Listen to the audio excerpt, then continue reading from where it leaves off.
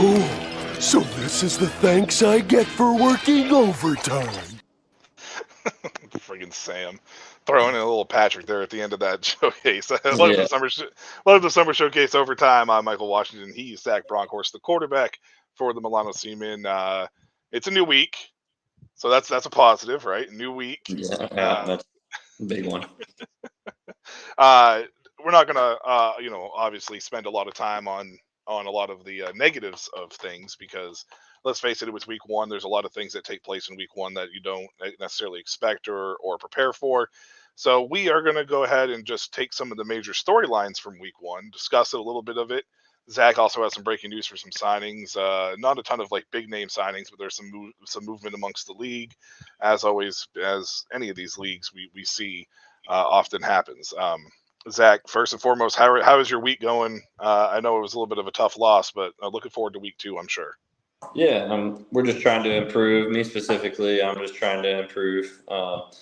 It was tough going into the game. They had a whole new coaching staff, so we were kind of just having to guess on like defensive schematics, like what they were going to run and stuff. And I mean, that's no excuse for the performance we put on the field, but I was embarrassed after the game to say the least. But you live and you learn. I got to wallow on that one for about 24 hours, and then Monday it was time to attack the new week and put that one out of mind. So we're just trying to get ready for Munich. Yeah, for sure, and that's the great thing about football. The season continues, and you have to have a short memory, and you have to move on, and especially if you're a quarterback, that's what they always say, right? Have a short memory. Mm-hmm. Yep. So. First and foremost, I want to discuss quarterback play since you're here. What was interesting was when we talked before, we previewed a little bit of the quarterback situations and stuff. There was only 4 returning quarterbacks to teams that to the same team from last year. There's 17 teams in the league, and I think that there was all in all 8 returning quarterbacks to all in all, I believe, right? Yeah. So it's 9 new quarterbacks in the league, or roughly right around there. 9 new quarterbacks, yep. Yeah, so the quarterback play to me this week, and I don't know if it was just because some of the matchups that took place, but the quarterback play to me this week overall, I thought was pretty successful in comparison to week one last year. Obviously there was some performances that were kind of inconsistent, but I felt like overall it was a much better or more level quarterback play. I don't know how you felt about that. Yeah, I think the guys that kind of got highlighted heading into the year lived up to those highlights. And then guys that there were some question marks around ended up showing why they were brought in. I thought Jack Mangle, there was a lot of question marks around him with the Enthroners. I thought he played fantastic. I know he had a rushing touchdown and I think 2 passing touchdowns. He played very well. D'Angelo Fulford, I got to see him up in person. They run a very air raid style offense, and I thought he managed that game and did a lot of good things for them. I think there's a lot of guys that there's some question marks and hype around heading into the season, and pretty much everybody, fulfilled what was, there for them before the season. So yeah, it was a very good week quarterback play wise. Yeah, D'Angelo Fulford and I want to say Carlton Aiken in Helvetic was really. I mean, we knew Aiken had the talent, and Aiken had played in the league before, but just the fact that he took over a franchise that was kind of it was fledgling last year. It was all over the place. We didn't really know what to expect from them, and I don't know if it was just because Barcelona's kind of in the same tier as far as the team is concerned, but I thought he played really well, and those two were really the two that kind of stood out to me. With the exception of Kyrie Lyles late in the game in Prague and Javarian Smith, because we talked about how both those guys to me were kind of wild cards. At least to me, they were wild cards heading into the season. But I thought that the Barcelona Helvetic game had some pretty good quarterback play for as close as that was. Yeah, that game was exciting overall. Carlton Aiken showed off the wheels. I think he had like a 80-yard, 70-yard touchdown run, and then just did a really good job at dispersing the ball and making plays on the run. And Levi Lewis managed that offense like a pro, like the pro he is. Like you could just tell watching. He knew like he was in control of everything, and they started out a little slow. But I mean, he really came through at the end of the game and threw that game-winning touchdown. Well, it ended up being the game-winning touchdown, I think, with about a minute 45 left in the game. Just a great throw. It was a comeback route to the front pylon. Perfect. It was awesome to see. So yeah, that game definitely. We both predicted that it was going to be close and exciting, and I think it lived up to that for sure. It ended up being the game of the closest game of the week. I think the game of the week ended up being Berlin and Warclaw. That was just an offensive. It was an offensive. Explosion. Yeah. And 15,000 people. Yeah, that was incredible. I mean, that's awesome to see the Polish fans, rallying around football and their organization like that. That's great for the growth of the game too internationally, is getting games like that and fan bases like that more involved, and that was cool to see. Yeah, I think I got his name wrong last night. Janari, is it Evans? The running back that's over there in Warclaw? Kennedy Adams? Is it Kennedy Adams? Is that okay? Yeah, Adams. That's who it was. Okay, they call him Gina. Yeah, Jenna. Yeah, Gina Adams. He was fantastic. He was a great compliment to Brzezowski. It looked good for Warclaw. As a Panthers fan, I'm really excited about that. Primarily because I talked to head coach Dave Christensen, and he's going into his second year. And it really looks like that they're putting things together out there. Now, I think the defense still needs to tighten up a little bit. The secondary was still a little suspect. Yeah, I think they had a pick six though. I think, or almost pick six. Almost pick six. Yeah, AJ Wetland was sensational, by the way. Yeah, absolutely. He, like I said last week, him and Zach, and they talked in the offseason, and they're really trying to show why the American linebacker is still a position in which should be important, and they're trying to bring that back to the league. And I mean, both of those guys had outstanding weeks for their respective franchises. That game in general was just fireworks all over the place, though. It was, and one of the things that impressed me the most, and this was the game that really stood out the most to me, was the kicking in this league. Because last year, I felt like every team was having kicking issues. There was still some issues across the league, but overall, I think that a lot of these teams should be very happy with the kicking. I mean, I believe the Panthers kicker went 7 for 7. Yeah, on extra points. So I know a lot of people don't like talking about kicking, but I mean, if you think about it from a perspective, if he misses 7 of those kicks, it's 42-39 instead of 49-39, right? So yeah, it does play a factor into it. Yeah, I couldn't agree more. I mean, the league continues to progress, and seeing that the aspects of the game that not many people really think about, but are just as important. It's those little details like that, and going 7 for 7 on your field goals and extra points really could change the pace of a game. And so seeing the elevated level of kickers and punters as well was really a refreshing breath to see.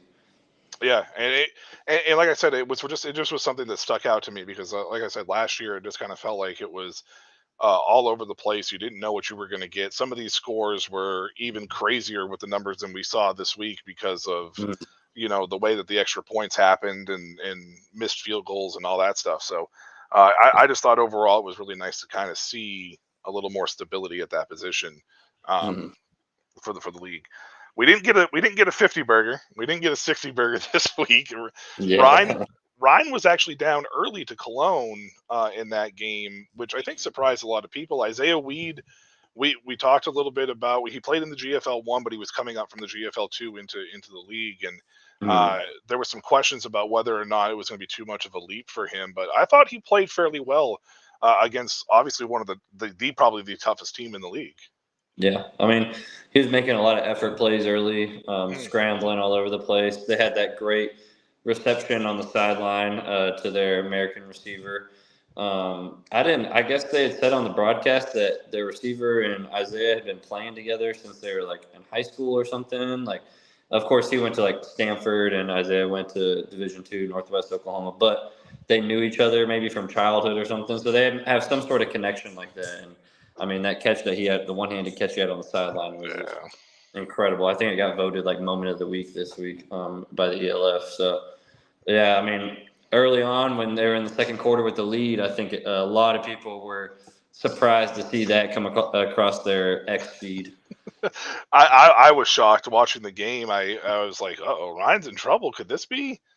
And I was like, no. I was like, Jadrian Clark and company are not going to let this happen. Yeah, their power run game this year looks incredible. I mean, Jadrian did his thing. He had a rushing touchdown, which was pretty cool to see. I think it was like 20 rushing touchdown. But I mean, I don't think he really even had to do too much this game. The power run game for them really took over the whole course of the game. Their O-line looks better than ever. Yeah, yeah, it does. And offensive line play is something that I want to talk about here in a little bit. But Glenn Tuga is looking like the Glenn Tuga of old, and then Calvin McKnight. Like I was wondering how Ryan was going to adapt, because they lost two guys, and McKnight. I think it's McKnight, right? He's in Ryan. I know that he has the talent, but he just looked so explosive in this game against Cologne, and at one point in time, I felt like he was just taking over the game. Yeah, having a player like that on the field for them, like, it just takes so much pressure off of everybody else, because they've got superstars all over the field. But having somebody that you can kind of just let take over the game like that, like everybody else just plays at ease. I mean, Glenn can run at ease and know that not every single play has to be a 50-yard touchdown. Like getting those 5 to 6 yard carries over and over ends up opening up stuff later in the game. So yeah, he's going to be really exciting to watch for the entirety of this season. Yeah, I love the fact that you're keeping up with me too, because I'm jumping a little bit all over the place, because it's coming to me, and then I'm like, oh yeah, by the way. So I love the fact that you're keeping up with me on that front. Was there anything that was like surprising to you, whether good or bad, or was there a player that stood out to you this week of any sort that you kind of didn't expect, but am surprised that you or glad you saw what happened? Yeah, I mean, I said the Carlton Aiken and Jack Mangle. I know that their respective teams came up short in their games, but I thought they really showed like why they deserve to be in this league. Jack Mangle, like him and Robitaille already have a connection going. They've connected twice for touchdowns, I believe, and then he also had a real big like heart play where he took off running, I think, from the 10-yard line, ran through a few tackles, and then ended up running into the end zone, had a big spike in the end zone. It looked cool. Yeah, he played with a lot of emotion. I mean, that game was exciting early on, for sure, especially with the pick six. Yeah. I think in the second quarter, it kept it close, and a lot of people were excited about that. I mean, that's him and Carlton Aiken. I mean, all the turmoil surrounding the Mercenaries in this offseason, and for them to go out there and put on a pretty good performance, I'd say. Yeah, I mean, I'm sure he wanted to have a great game against his former team, and I thought he did a very good job. Yeah, and the Mercenaries and the Enthroners both had flashes of something to kind of build upon. And what I liked about the Mercenaries too was the fans were really involved in that game. They were very much there, and I loved seeing that support for them. And Aiken kind of fed off that as well. In the Enthroners game, it was very much the same thing. Even though Vienna was kind of in control late in that game, it felt like that the Enthroners were feeding off that crowd, especially Robitaille, because Robitaille had one drive there. I think it was his last touchdown, where he had like 4 catches on that drive. Yeah. He was absolutely just showing what he's capable of doing in this league. So I think as the season goes on, those might be 2 teams that could play spoiler somewhere down the stretch, and really make a late seed push, possibly.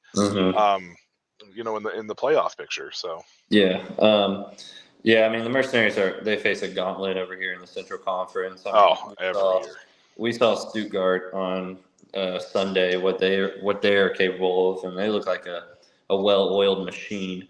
But yeah, I mean, over there in the East, with the Enthroners, like that conference, you got Vienna and you got Wroclaw, and then I mean, there's Berlin in there too. But I mean, if they don't watch out, then their offensive coordinator did a great job at finding ways to get Roby the ball. And I mean, you could tell on that one drive you were talking about, like 4 or 5 receptions and a touchdown on one drive. Like, Yeah, he looked like he was just uncoverable. And yeah, so shout out to him, shout out to Jack Mangle, but also shout out to their offensive coordinator for just getting creative, and keeping it fresh. And that was really cool. I'm glad you mentioned Stuttgart, because one of the things that we all knew going into the year was Stuttgart had one of the best defenses in the league from last year. That's pretty much what basically carried the team across the board. I thought Riley Hennessy had a kind of an up and down game. I don't know if it was a combination of maybe missing some pieces that he had last year, or if it was just week one jitters or nerves or whatever. Munich kind of looked a little bit better on defense this past week than they did pretty much all of last year. Now, on the flip side of that, though, that offensive line was really suspect, and I don't know if that's credit to Stuttgart's D line, or if it's just an issue with Munich on that offensive line, which would surprise me a little bit because of Joe Thomas being so heavily involved with that franchise. Mm-hmm. I don't know if you got it, what you got for a sense there, if you thought maybe it was more the O-line or if it was just Stuttgart's defense. It just really looked like Munich's offensive line struggled a lot in this game. Yeah, I mean, of course we've been scouting them and game planning hard for them, and so I'm not gonna talk down on any team really, but Well, right. Considering we play them this week. But yeah, that was definitely I would say league wide maybe a surprise. But I mean, that surge defense, like, my goodness, like, they run their 3-4. They're gonna kind of show you what they do. They don't really. I mean, blitz wise, they don't really do too much blitzing. Like, they'll bring a 4th and sometimes 5th guy, but they're just gonna let their D line and edge guy go, and they're gonna drop their 7, 8 guys, and it's gonna be on you if you can actually block their front 3 or 4. And they showed that they were pretty unblockable on Sunday, and I think that's just maybe attributed to them because they're really, really solid players. And when you have a secondary like that back there too, where they just all play super disciplined and they're all super talented. Yeah. It really makes it hard for a quarterback. And you saw that they're trying to do max protections to give Chad some more time. And just the routes looked completely covered up all over the field. And that was something that I kind of noted last week was with the loss of Markel Castle, did the Ravens have enough to stretch that surge defense and secondary out? And I think we saw that answer. They do face them again later in the year, and I'm sure the Ravens they'll have a few things up their sleeves because they get to host them this time. But man, I don't think it's more of a thing like a surprise on the Ravens end. Like, I think they're very talented and very good still, and are definitely a playoff contender. But I think the Surge are coming for that championship, and like I said, they have the championship mindset throughout the whole organization. They got there. They saw what it took to win, and now they're coming for it again. Yeah. I mean, I don't want to make it seem like I was talking down by any means on any of the franchise. I just Stuttgart's defense, though, like you said, is definitely legit for across the board. And Munich kind of, I think a lot of league wide people just expected Munich to have a little more firepower on offense, but one of the things that I mentioned that you'd brought up too was, do they have enough of the receiver replacement for Markel Castle? Because that was my concern too. Was really were they able to find a replacement for somebody that was as dynamic as Castle was for them last year? So we'll see what's going to happen. Obviously, week one, everybody's going to steadily improve as the year goes on, unless you're battling a ton of injuries, which hopefully everybody's healthy all the time. I know that's never going to happen. It's football, but I never wish injuries on anybody. So. No, yeah, I think Tommy Aweyu went out that game in the second quarter. Their star running back for the Ravens. I saw a few clips of him standing on the sideline without a helmet on. Of course, he's going to be included in our scouting report no matter what. And I mean, no one's going to give away if he's actually injured or not. But I did notice that was something that was kind of a theme in the second quarter. And I'm not going to say that was why they lost the game, but that is certainly a big loss because he's a great receiving running back and just a downhill runner. So that is something I wanted to point out too, and I hope he's good. Like you said, never wish injuries on anybody, but I did notice that kind of when I was watching the game. Yeah, he didn't really have a lot of room in the first half. Stuttgart was kind of swarming, but he is a little bit of their do-all back, and he was kind of a safety net for Chad last year. Mhm. When Markel or he couldn't get to the tight end. I can't think of his last name there in Munich, but they couldn't get the ball to him. He was kind of their safety net, and he just didn't really have room. It just felt Yeah. like the running backs, the receivers as a whole, this Stuttgart defense is very swarming, and I want to see what the swarm is going to do moving forward, because it's definitely going to be fun to see if anybody's able to really kind of crack that defense for sure. They remind me a lot of Colorado School of Mines' defense. They actually run the exact same defense as them. So having faced that defense 3 times in my life already, that was definitely something that I kind of was able to connect to. Yeah. Especially, I was gonna say, with as much as you played them, and when we had your interview, how much you discussed about that rivalry. So that's awesome Yeah. that you compared it to them. All right, let's do any type of the breaking news, Zach, that you have. Some of the big signings, any signings in general that you think are legitimate at this point in time from here. Yeah, we saw with Madrid, they released quite a few players and added, I think, 3 or 4 today. But the big one, of course, that went league wide was Reese Horn getting signed to the Vikings. Previously with Frankfurt last year, and then before that, I mean, he was in the XFL, the AAF. Like, he's been in the NFL. He's been just a very professional receiver for a long time. Sad to see that the Vikings original American receiver, his name slipped in my mind, went on IR. But the signing of Reese Horn is definitely a huge addition to go across from Jordan Bua. Like, just adds another piece to that already high-powered offense that we got to see, and extremely balanced offense at that. Their running game was very good against the Enthroners, which was kind of surprising considering the Enthroners had 2 American D linemen. Yeah. But yeah, the Vikings O-line and running game was on fire on Saturday. And then here in Milan, we did make a big signing, in my opinion. I've got to see him in person. Felix, I don't know. I can't remember I know his last name. I just don't want to butcher it. He played for Paris last year, and then he was in the IFL this year with the Jaguars Torino. Their season just ended. So we signed him, and I know he had some suitors all over Europe, but it was big for us to try and keep him home. So that's a huge addition to add to our defensive backfield. And then we made a few O-line signings as well. In my opinion, most notably, his name is he goes by Chicho. He was actually in the Schwabisch Hall Unicorns organization for a little while when he was younger, and then won the German Bowl with them. I don't think he got much playing time, but you can already tell like that football knowledge from being in an organization as well ran as that organization is kind of went off and like helped him grow as a player. He's still very young, but he's got some great talent. And we'll take all the help we can get on the O-line. For sure. So that was cool for me to see today. But yeah, that's about it for what I saw on the old Twitter, Instagram, X here today. So yeah. Yeah, Sam's over here trying to stir stuff up on you. I saw that in the little chat there. Let's go Mines.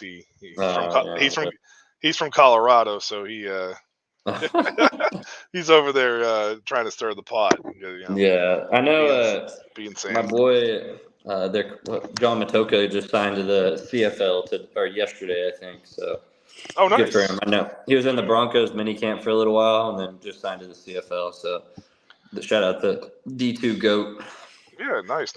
Also, a nice little shameless plug there. We will be having a Summer Showcase CFL show. It's going to be called Summer Showcase Northern Lights. That will be on Wednesday starting next week. Late on the East Coast, but you can catch it anytime on the Shady Sports Network as well. All right, week 2 previews and predictions, because this is the bread and butter of ELF, and I'm going to humbly brag again that I got a score correct last week. The very first game, the Vienna Vikings game, I got that on the nose. On the nose. I should have played the The lottery. I already said that Yeah. once before. I'll say it again, but I should have played the lottery knowing that was going to happen. All right.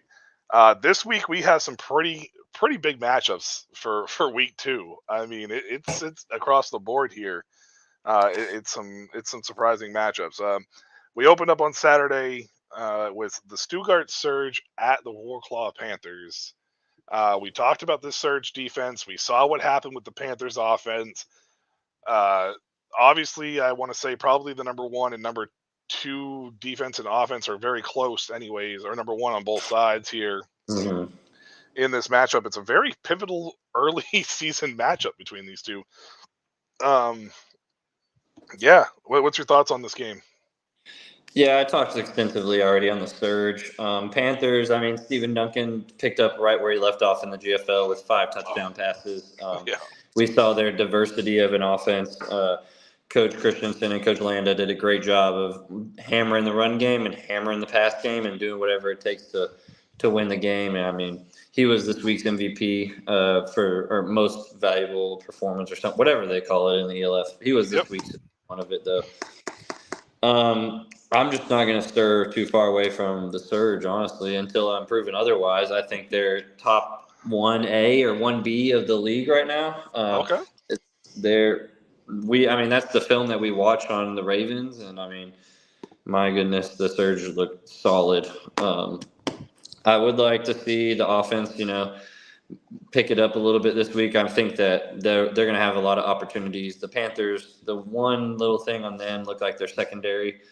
Now Jacob Sullivan is a great quarterback, but he was able to put up some numbers and yards on them. So I'll be interested to see for sure. It's going to be definitely the game of the week, but I'm going to go Surge on this one, 30-28. 30-28. Okay. One thing about this game that sticks out to me is I don't think Riley Hennessy is as much of a mover as Jakob Sullivan is. So it kind of helps, in my opinion, in this way. I said Jakob. It probably is Jacob if he's American. So yeah, he's from. I know he played at South Dakota Mines. So yeah, so it's probably Jacob. So Jacob Sullivan's definitely a little more of a runner. So I think that actually helps the Panthers in this situation because it was Sullivan's running game that kind of opened things up for the rest of that game for Berlin. Stuttgart's offense, Riley Hennessy was a little inconsistent in the game against Munich. It was mainly the defense that carried this team. I think the Panthers even did a little reverse pass for a touchdown, a little reverse wide receiver touchdown pass.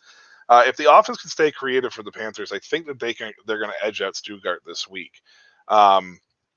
It's going to be close. AJ Wetland's going to need to play like he played last week against Berlin, make some key plays down the stretch. I got the Panthers winning this game 31-25. I just want to see a little more consistency from the Stuttgart offense. But if that offense comes out and is on the positive end, it very possibly could go either way. This is probably the one game I had the toughest time with. Yeah. But I think 31-25 is a pretty fair score, and it should be hopefully it's a really good game. But I have the Panthers winning this one. I think it'll be, if the Panthers do pull this one out, that'll definitely solidify them as one of those championship contenders that a lot of people were talking about in the preseason, looking at their roster. I think Berlin is a great team, but the Surge are kind of the next level, like that S tier team. So if they can pull a win out against the Surge, that'll definitely put the whole league on notice. So definitely look forward to that one. Yeah, that's one of the games I'm looking forward to. The other game I'm looking forward to is Raiders T-Roll against the Vienna Vikings. Now, obviously, we saw what happened last week with Raiders, and we know what happened with Vienna. This is another one of those games where, the Raiders are kind of like hovering there. Is this going to be the year that they find their guy with Fulford? What's your thoughts with this one? Yeah, I mean, I'm going Vikings on this one. T-Roll's front is very, very respectable. They have a very good defensive front. You saw them get pressure on me the entire game. I mean, I think their secondary there's some aspects. I wasn't able to do anything against it, but looking on film, I know there's some some areas there, and I'm sure that the Vikings will be, having a great game plan now that they actually get to watch what they're going to put on the field. Yeah, I just think the Vikings have so many weapons on the field. Like, they showed a consistent run game and an explosive passing game. I think they're definitely one of the favorites to win the championship this year. I think it is going to be a good game, though, to roll. Their offense is, like I said, it's an air raid style, so they love to hit those quick routes, under, like the shallow routes, the meshes, and then just kind of wear down their opponents. And I think that D'Angelo Fulford is a great quarterback to run that style of offense. Yeah. He did a great job for sure. But I am going to go Vikings here. I do think it is a very competitive game this year, which would be a very good step for the Raiders. They need to, if they can show that they can compete with the Vikings, then facing them the second time around. Because is it in Vienna this week? It is in Vienna, yes. It's Exactly. Yeah. So, yeah, keeping it competitive with Vienna this early on in the season would be a great sign for it to roll. And then whenever they get them at their place later on, we could see a different result. But I'm going Vikings 35-28. 35-28. This was a one game that I had issues with the scoring side of things, aspect of stuff, because obviously, unfortunately, we can't really get a good read because T-Roll had such a dominant performance against you guys in week one, and Vienna kind of pulled things away in the second half against the Enthroners. So it really kind of puts in perspective, like, how good are these teams? Ben Holmes was a little, I don't want to say shaky, like throughout the game, but there was moments that he was still a little bit shaky. The pick six obviously was a big key there for the Enthroners. I'm like with Vienna, like you are with Stuttgart. I have to pick Vienna until I can't, right? Like, it's just, they're one of the top teams in the league.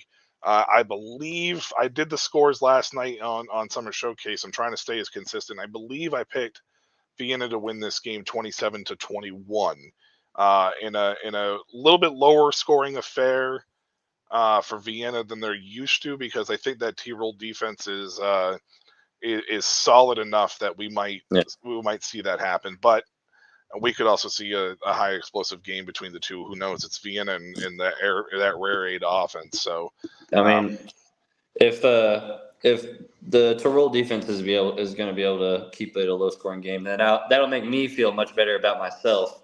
right. Knowing, but if the Vikings go out there and just light it up, I'm gonna be like, well, that's just going to make me feel even worse about the game. So, yeah, let's hope for a low scoring affair. Well, let's hope for a low-scoring affair. Okay. The third game features a team that's making its very first debut ever. It's making its inaugural season here in the ELF, and actually, I think in general, right? It's not a franchise that's been around before. No, the Barcelona brand new franchise, yeah. The Barcelona Dragons will travel to Madrid to take on the Madrid Bravos. In country rivalry, we discussed that Madrid took a lot of the national the national Spanish team, a lot of the players from Barcelona. Now, Barcelona in week one had a game under their belt. It was a close game with Levi Lewis. Lewis looked fairly well. Madrid should be rocking. That stadium should be hopefully rocking. What Chris Helbig is under center. I mean, what are you looking at here for this one? Yeah, I mean, it's El Clasico, huge rivalry in Spain between Madrid and Barcelona. I mean, it's the rivalry of all rivalries. I'm very interested to see this Bravos team step on the field, because on paper there's just so much talent across the board. Man, the Dragons, Levi Lewis, like I said, he did a great job of just controlling the game and coming out with a W. Their defense, I don't know if I mean, the Helvetic offense looked very good, but I'm also hesitant to say anything because I also might think the Dragons defense didn't look that great. But man, I'm really excited to see what kind of performance that the Bravos can put out on there on the field in their first ever game as an organization. I'm going to go Bravos on this one. I do think it's going to be a close game. I wouldn't be surprised either if the Dragons come out and get a lead early, especially since they have that one game already under their belt. The Bravos are going to come out hot, trying to make something big happen, and maybe Barcelona could weather that a little bit and jump on them early. But I do think the Bravos will pull this one out. I'm thinking more along the lines of like 30 to 21. 30 to 21. Okay. Yeah. I mentioned last night on the Summer Showcase that the key to me in this game is the Barcelona Dragons' first game was close. Yeah. They showed a grit, it showed a grind, like a grimy victory. It was grinded out by Levi Lewis in that offense. Like you said, the defense definitely showed, that it was patchy in spots and or had some Swiss cheese moments. I do not generally pick expansion teams in any which way, shape, or form. Yeah. Uh, The big question mark by me, I'm not going to lie. It's uh, very. you just never know what you're going to get. Like last year, there was a lot of hype surrounding Paris. I was very conservative on hopping on that train. I'm very conservative hopping on this train with Madrid. But with that being said, like you said, if you look at the paper, there is talent all over this roster. Um, Games are not played on paper though, so I'm picking Barcelona in this game, but Wow. I'm predicting a 27-26 victory. I'm being a little more aggressive on the expansion side of scoring, so I could see Madrid winning this game. But I'm going to go with the fact that Barcelona has already played a game and it was close. If that game had been a blowout one way or the other, it would probably be Madrid, probably no problem for me. It's just something about expansion teams. I have a tough time picking them right away until I Proven see otherwise. until I see what they look like. So Yeah, for sure. And I mean, I definitely understand that one too. And the Dragons are an old franchise. They're, I mean, a part of the original NFL Europe, and then now they're been in the ELF since the beginning. So, I mean, it's definitely a chance that I'm taking Bravos, but I do think that they just, on paper, it's just too hard to pick, for me to pick against them. We'll see if they can actually go and put it onto the field now. But yeah, I'm definitely excited to see that one.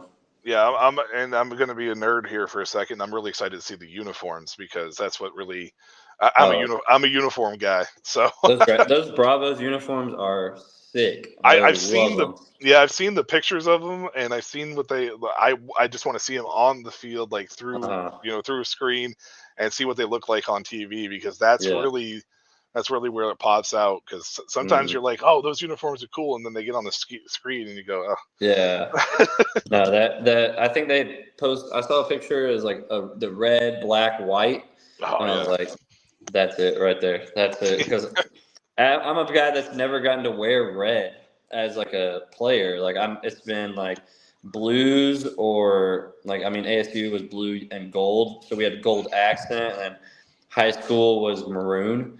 So I mean, I've never gotten to wear a real red, and so many teams wear red, but I've just never been on that side of the ball yet. So A lot of I, red, definitely a lot of red.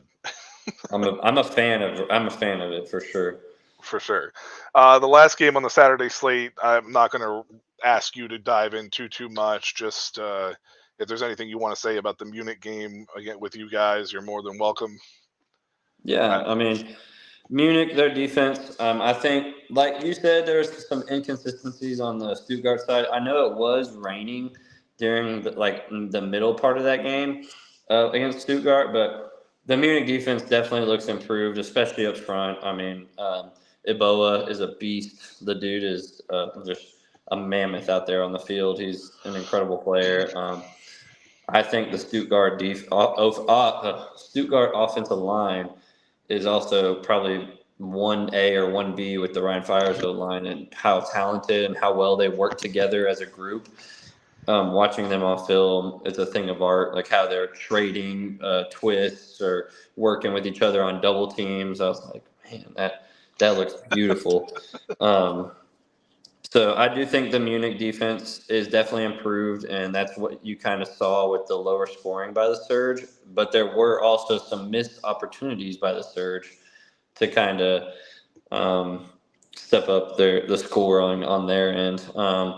Yeah, I mean, I'm interested to see Chad Jeffries and play in person. He's a great quarterback, clearly one of the top in the league. So I'll be very excited to watch him from the sideline.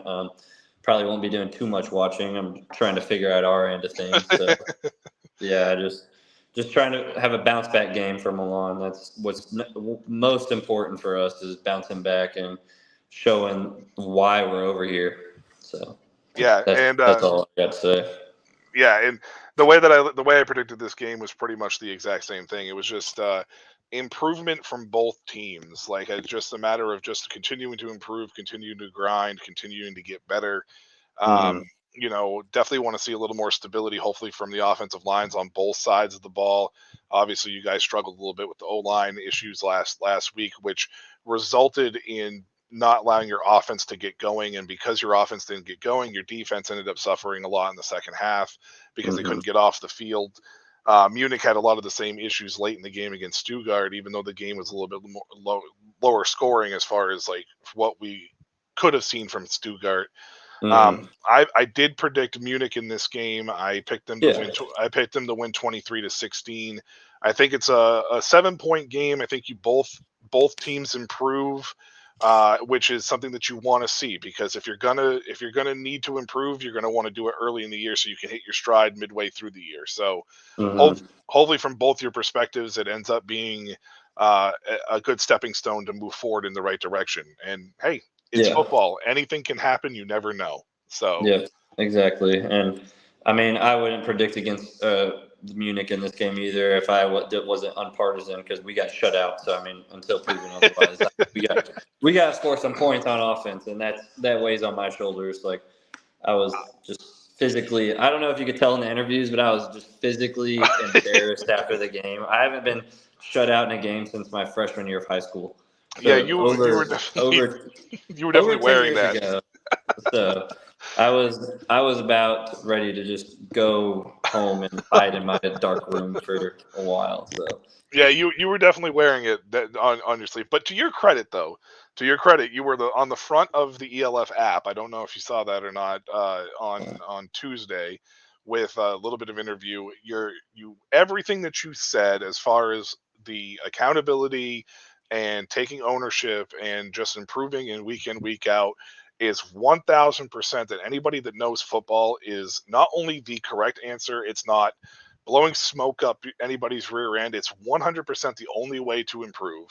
mhm. And I thought that you handled that with class and grace and in a time period when you probably didn't need to. Like, you know what I mean? So, Yeah, and Zach, let's be honest. On the flip side of this, I mean, you're talking about a team that only scored 5 points on the other side. So, I mean, yeah, you got shut out, sure, but on the flip side of it, it's only 5. So between the two teams coming into this game, it's a 5 point 5 points put on the offense. field. Yeah, yeah, and I mean one of them was an error on Stuttgart, like the Right, it snap was over the their head safety. resulted in the safety. So Yeah, it's I mean. I'm just looking for improvement on our end, and I'm sure the Ravens are doing the same thing on there and just trying to get things cooking. So I think it'll be an exciting game, though. I mean, last year the Munich game was exciting game, and I think it's going to be the same this year. yeah, and I hope it is, and I hope, like I said, I just want to see. I'm very much an underdog kind of guy. I want to see every underdog improve and just get better as the season goes on. So Mm-hmm. that's the way I previewed this game. But you guys close out the Saturday slate, so um, we move into the Sunday slate. There's 3 7 a.m. games on the East Coast here. Mm-hmm. We start with the Prague Lions at the Berlin Thunder. Now, this is a game that intrigues me primarily because the Thunder put up 39 against Warclaw, but the Prague Lions started off. Kyrie Lyles really struggled, but they closed that game really well. It Mm-hmm. was 31-7 at one point in time. They ended up losing 31-21. Now, I don't know if that was because Hamburg went to very basic defenses or very simple, overall calls. But I felt like Kyrie Lyles actually held out and closed out that game fairly strong Yeah.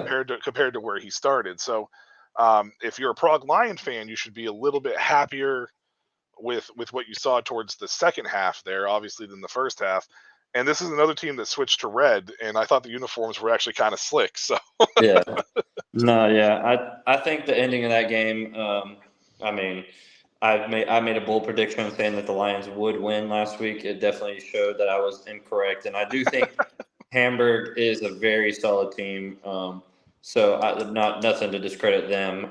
The Lions did start a little bit slow, like you touched on, but I think the Thunder kind of roll in this one. I was very impressed. I think the Panthers are definitely making a case to be one of those top 4 teams in the league.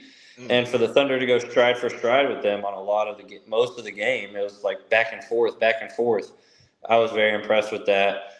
So I do think that the Thunder kind of keep on rolling or get on a roll. And I'm going Thunder 42-20. I do think that the Lions did show that their offense is capable of putting up points, though. That's why I think they'll put up a good fight, and I think the Thunder kind of separate later on in the game. Did you get my score for your guys' game? Did I get that? Yeah, 23-16. Okay. I'm laughing, and I'm laughing because the score I predicted for the Berlin and Prague game was 42-19 Berlin. Really? Yes, no joke. I think that the Prague Lions are going to be a team that's going to continue to improve with everything that they went through last year, with possibly shutting down and then coming back and then going through that whole process. Like the turmoil last year for that team was insane. The fact that they got a rebrand, it looks good. They seem like they're in a lot more stable position. Kari Lyles, again, like I said, closed out the game strong last week. Hopefully he can build upon that. I think he puts together a more complete game, even though they score less points. Just because I think Berlin is just going to be a little too much offensively. We saw them, they dropped 39 last week on the Panthers. So this Berlin offense, and Jacob Sullivan, as long as these teams continue to let him run, it's going to continue to keep this offense rolling for pardon that country singer song there, but whatever, the Rolling Thunder, whatever it's called, pun there. It just, I feel like the Berlin is going to be a team that's going to be a tough out for a lot of teams this year. And if Prague can find a way to slow down Jacob, maybe they have a chance. Yeah. So. Yeah, that'll definitely be interesting to see if they have an answer for him, because even against the Panthers, he kind of looked like at times it was just his game and everybody else was playing it, because he's a magician with the ball in his hands. He absolutely is. Making their 2024 debut, the Paris Musketeers, with Zach Edwards leading the charge, take on the Hamburg Sea Devils. The Javarian Smith surprised me last week. I can 1,000% say that I was not expecting that from him. I know that was against the Prague team, which is not probably in the same tier as Paris. Zach Edwards, as we all know, is very much a legend in ELF, European American football. What's your prediction with this one? Because the Musketeers are entering year 2. Should be an improvement from last year, and I believe that they barely just missed the playoffs last year. So, is this going to be a team that we're going to see is ready to make a leap this year against Hamburg? Yeah, I mean, if you're judging it based off of social media and the things that Paris posts on there, like, you would think that they'd won the championship last year with how great that their presence is. I mean, that's shout out to them, though. It's incredible what they're able to do. Javarian Smith, I was very happy to see him have a successful weekend. Hooked up with what's his name? I can't. Their star receiver. He was with the Raiders last year. What is his name? Jarvis McClam. 99-yard touchdown, backed up in there. That was incredible. And then I think he connected with Theo Landstrom twice as well for touchdowns, and they looked like a well-oiled machine early. I really hope that the end of the game was just kind of them putting it in cruise control, and saying, yeah, we got this one in the bag, because later in the game, definitely it looked like Prague kind of put up more of a fight and made it a little bit closer than it really was. Paris on paper, same thing with the Bravos, but maybe even more so. Paris on paper just looks like they're set for a championship run. So I'm going Paris here. I do think, like I said with the Bravos Dragons games, I do think Sea Devils might jump on them quick in this one, especially considering they have one game already under their belt. They're kind of rolling as an offense. They look like they've meshed well together.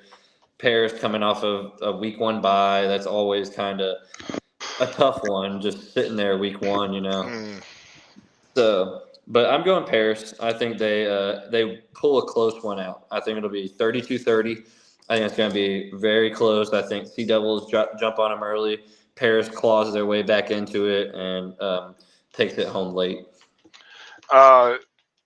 Full disclosure, these last 3 games, I don't remember what I predicted for a score. I did not get it written down from last night's show. So there's a very big possibility there's going to be some inconsistencies between Summer Showcase and OT when I say these scores, by the way. So just for everybody that's listening that might have watched the show last night, don't expect me to remember all that because a lot's happened in 24 hours.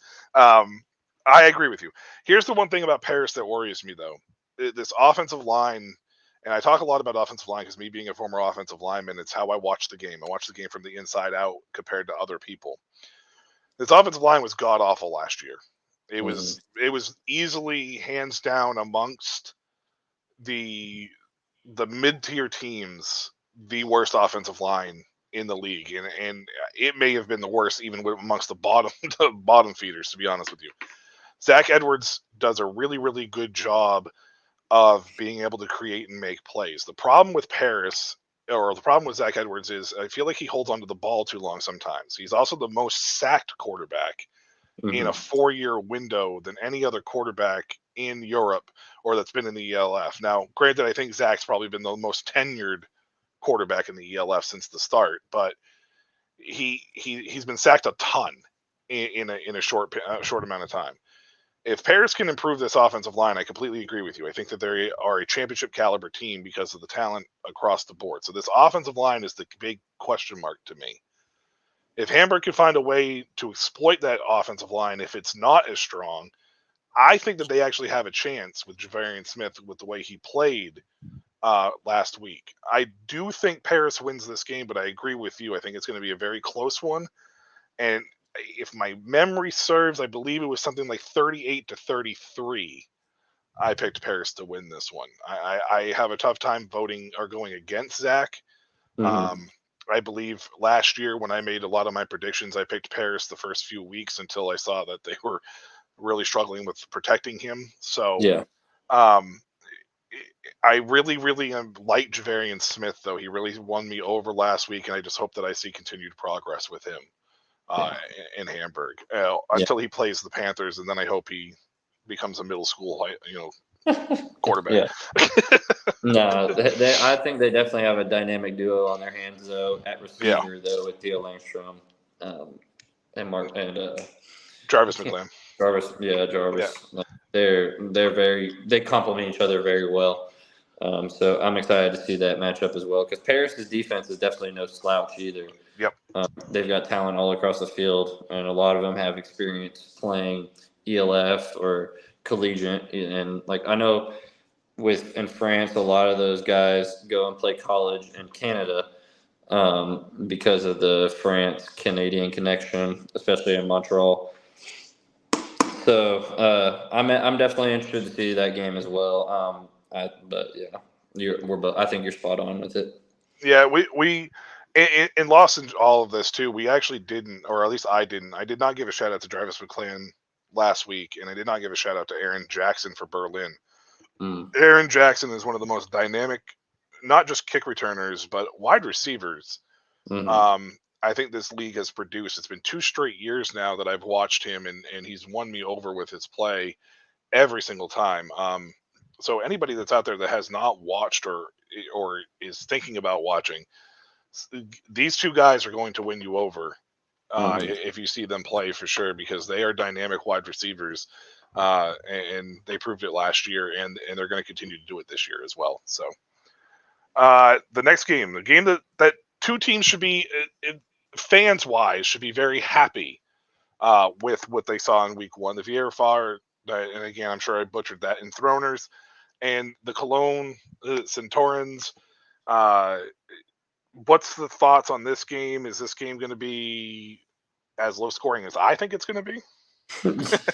It could possibly. It also could be extremely high scoring. I don't, because Cologne, they have some weapons on offense. We saw the wheels that Isaiah Weed has and his connection with his American wideout already on display. And then same thing with Roby and his quarterback. So, I mean, we could really go either way with this one. I was very impressed with Cologne. I've already talked about how impressed I was with the Enthroners putting up a fight. Cologne did the same thing against maybe even a higher caliber opponent. Maybe maybe the Fire on a little bit of a championship hangover. I don't know. I hope not. But they both were very. It was exciting to see them both put up a fight in their week one matchup. I'm gonna have to go Cologne on this one. Oh, okay. I do think it'll be a little bit of a mid-scoring game. I'm gonna probably go 27-24 on this one. Cologne. I think the Cologne offense showed enough against a caliber defense as the Fire that they can put up a good fight and probably pull this one out. But yeah, I'm excited to see what the Enthroners can make happen with Jack Mangle and Robitaille this week. I think they do a great job of, like I said earlier, get him involved and find different ways to get him the ball. So yeah, I think it's going to be an exciting game. But I got Cologne pulling this one out. Yeah, this game to me comes down to Mangle and Robitaille. It also comes down to the Enthroners and the Centaurans. How much are they really ready to make the next step, right? It was 18 points for the Enthroners. It was 12 points for the Centaurans, but both of them were involved in this game at some point. The game last week at some point in time. I feel like these two teams are fairly even matched. Isaiah Wee definitely surprised me. I think he was a little inconsistent, but I think overall was much better than I expected him to be, at least especially against a team like Rhine. My only question is it going to be that they're too evenly matched? So I believe for this, I put the score down closer to like a 17-14, and I picked the Enthroners to pick up the win in this one.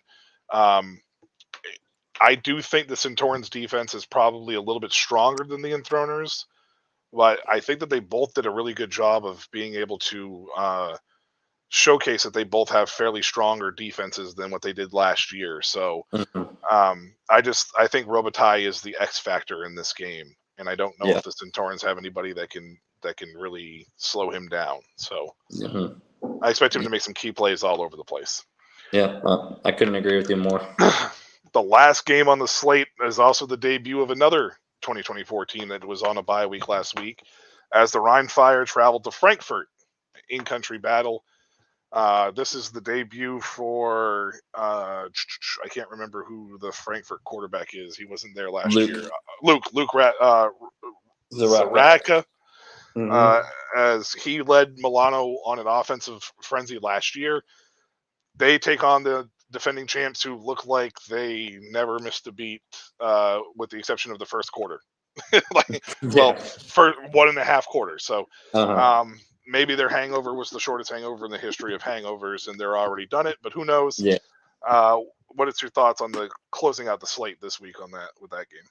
I mean, I'll expand on it, but I'm going Fire until I'm proven otherwise. Once again, it's kind of a reoccurring theme with some of these teams like Surge and Vikings. I'm going Fire until proven otherwise. I am very excited to see the Luke and Markel Castle connection in the ELF. They put up some absolutely legendary numbers in the Italian league, but this is the ELF, and it's a whole new level. And it's the first game, and it's going to be against the Fire. It is at Frankfurt, so I do think that plays a big part. The Purple Hell is going to be out there in full force, I know, and they're starved for a victory against their arch nemesis, the Fire. If there's an opportunity for them to get a win over them finally in the ELF, it'll be this one. Because later on in the season, when they match up again, the Fire will be rolling at that point, and I don't see that coming out well for Frankfurt, but we'll see. I do still think it's going to be Fire, but I do think it's going to be a really, really fun game. I think I'm going 42-38 Fire. Too much firepower on the Fire for this one. a lot of fireworks in that game. This one, I think, is just going to come down to where is Frankfurt in comparison to where Rhine is. Now, the good news is Frankfurt has tape on Rhine, whereas Rhine doesn't have tape on Frankfurt, at least for 2024. But they do have tape on what Luke brings to the table. They have tape on what this Galaxy team did last year.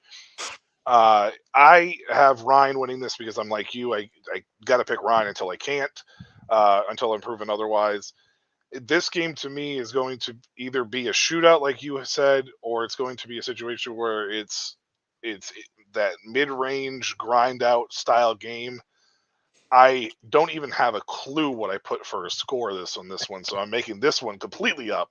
Yeah. I think I'm going to take Ryan this one 38-27 over Frankfurt, and if I get the other one right on Summer Showcase, I'll say, yeah, that's the one I predicted. And if I get this right on this one, I'll be like, yeah, this is the one I got on this one.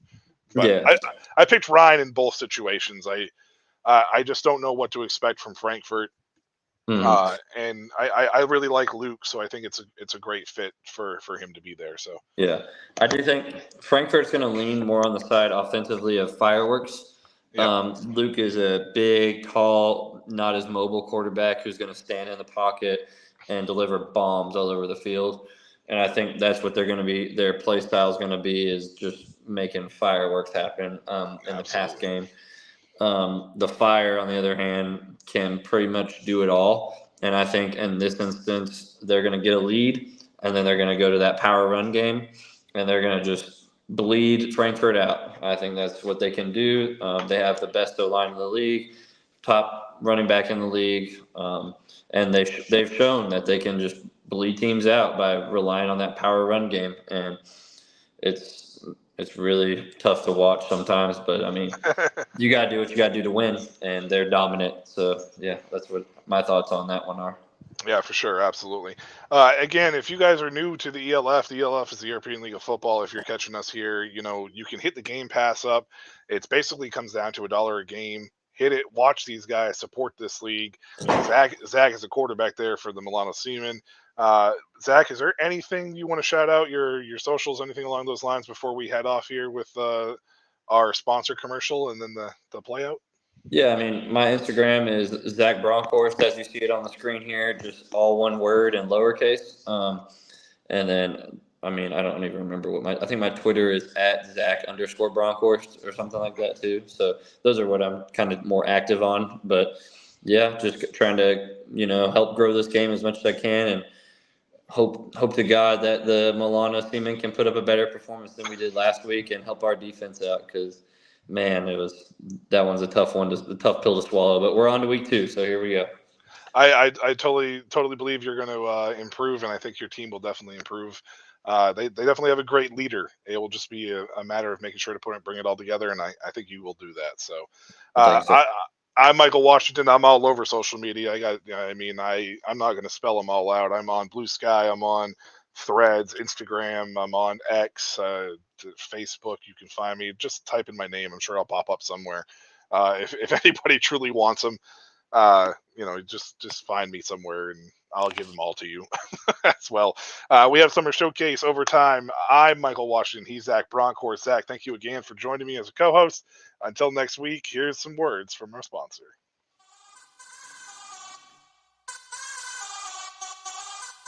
This is Current. It's the card my parents used to pay me for mowing the lawn, running errands, and doing well in school. This is the card I used when we got the idea to make our own clothes. And we spread the word, drove downtown, and sold everything we made. This is the card I used to do the things that really matter. This is Current. Visit current.com and download the app for free today.